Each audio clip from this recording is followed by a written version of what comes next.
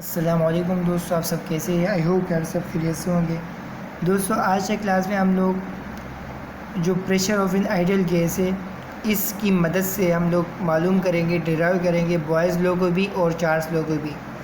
तो दोस्तों, अगर आपको pressure of an ideal gas, ये जो आपको नज़र आ रहा है प्रेशर, इसका फार्मूला हम लोगों ने डिराइव किया है, तो इस लेक्चर का जो लिंक है, ठीक है, वो मैंने डिस्क्रिप्शन में डाल चुका हूँ, ठीक है, तो वो लाजमी देख ले। तो दोस्तों, अपनी वीडियो के आगाज़ करते हैं, प्रूफ करते हैं according to the equation of pressure of an ideal gas. यानी pressure of an ideal gas के मुताबिक प्रेशर जो है वो इज इक्वल टू 1/3 रो और मीन स्क्वायर वेलोसिटी। ठीक है दोस्तों, यहाँ पर रो को हमारे पास कहते हैं डेंसिटी का जो सैम्पल है वो रो है। ठीक है, तो density is equal to mn। दोस्तों, ये जो आपको सैंपल नज़र आ रहा है इसको डेंसिटी कहते हैं। डेंसिटी बराबर होता है मास अपॉन वॉल्यूम के। लेकिन डेंसिटी किस मॉलिक्यूल का है ये यहाँ पर नोट नहीं किया हुआ है डेंसिटी कौन से मॉलिक्यूल का है, तो इसलिए यहाँ पर मैंने डेंसिटी m के साथ मैंने इन लिखा है। ठीक है, इन यानी मतलब ये है कि टोटल नंबर ऑफ मोल्स, इनका मतलब टोटल नंबर ऑफ मोल्स, जितने भी मोल्स हैं ना उनकी डेंसिटी है। ठीक है, प्रेशर इज इक्वल टू 1/3 और जो रो है यानी डेंसिटी है, इसकी जगह mn अपॉन वी आ जाएगा और मीन्स के वेलोसिटी अपनी जगह आ जाएगा।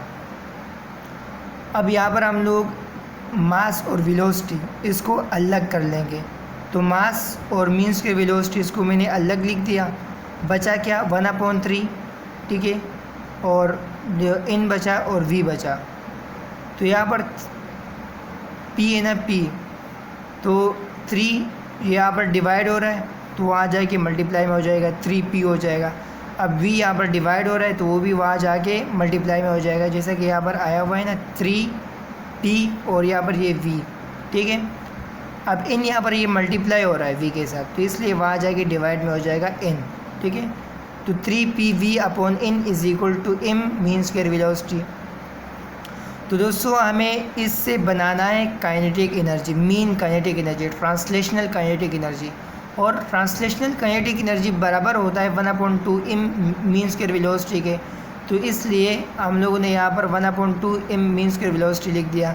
लेकिन 1/2 यहाँ लिखने पर हम लोगों को वहाँ भी लिखना होगा, तो इसलिए 1/2 मैंने यहाँ पर लिख दिया, यहाँ पर भी लिख दिया। ठीक है, तो यहाँ पर ऐसा होगा कि 1/2 m मीन स्क्वायर वेलोसिटी, इसकी जगह तो काइनेटिक एनर्जी आ जाएगी।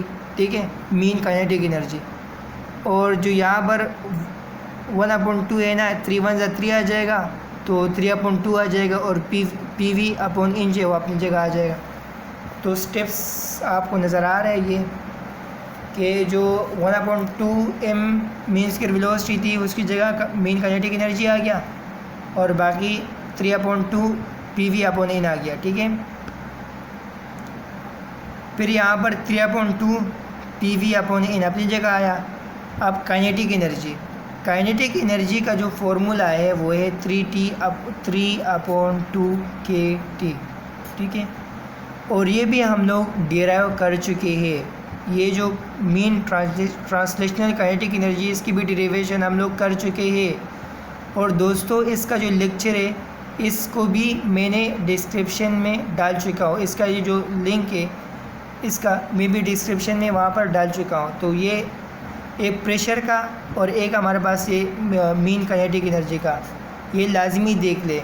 इसके जो लिंक है वो डिस्क्रिप्शन में मौजूद है। ठीक है, तो काइनेटिक एनर्जी हम लोगों ने प्रूव किया था, वो था 3/2 kT के बराबर था। तो 3/2 kT आ जाएगा, तो 3/2 kT आ जाएगा। यहाँ पर भी 3/2 है, 3/2 एक दूसरे से कैंसिल हो जाएंगे। बच जाएगा क्या? pv अपॉन इन बच जाएगा इज इक्वल टू kT बच जाएगा। ठीक है, अब pv यहाँ आ गया, k जो इन है यहाँ पर डिवाइड में हो रहा है, वहाँ जाके मल्टीप्लाई हो जाएगा इन kT। तो फॉर बॉयज़ लॉ के लिए दोस्तों, बॉयज़ लॉ में क्या चीज़ कांस्टेंट होती है? बॉयज़ लॉ में टेम्परेचर कांस्टेंट होता है। बॉयज़ लॉ में टेम्परेचर कांस्टेंट होता है ना। बॉयज़ लॉ क्या था? वॉल्यूम इन्वर्सली प्रोपोर्शन है प्रेशर के। ठीक है, और टेम्परेचर जो है वो हमारे पास है कांस्टेंट। ठीक है, ये था बॉयल्स लॉ। तो P V is equal to n k T आ जाएगा।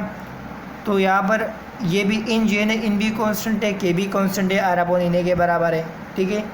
और टी को भी मैं कांस्टेंट रखता हूँ। If the temperature of gas remain constant, अगर टेम्परेचर ऑफ गैस हमारे पास क्या हो, रिमेन कांस्टेंट हो, तो फिर क्या होगा कि पी वी अपनी जगह आ जाएगा और कांस्टेंट अपनी जगह आ जाएगा, कांस्टेंट।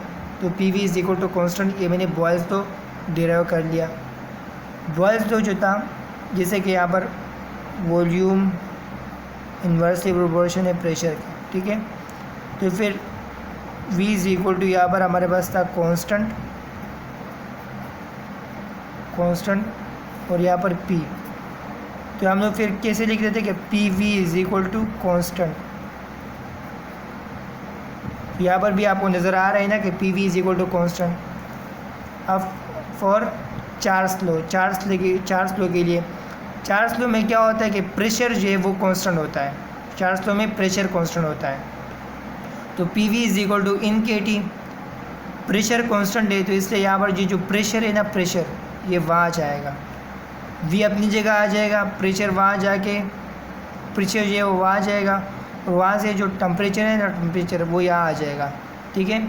प्रेशर वहाँ चला जाएगा इक्वेशन के उस साइड, और इक्वेशन के उस साइड से जो टेम्परेचर है वो यहाँ आ जाएगा। तो प्रेशर यहाँ पर मल्टीप्लाई हो रहा है, वहाँ जाके डिवाइड में हो जाएगा, वी अपनी जगह आ जाएगा, ठीक है।